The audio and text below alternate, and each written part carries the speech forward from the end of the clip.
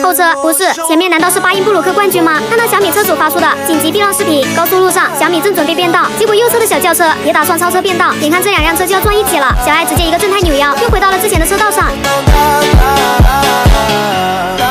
车主正常驶入隧道，突然冲出来一个小孩，连人带车摔倒在车辆前方。此时车速79，车主本能的猛打一把方向盘，已经做好了撞墙的心理准备。可就在这时，小爱接管车辆，仅1秒就完成了紧急修正，车身平稳驶过危险区域。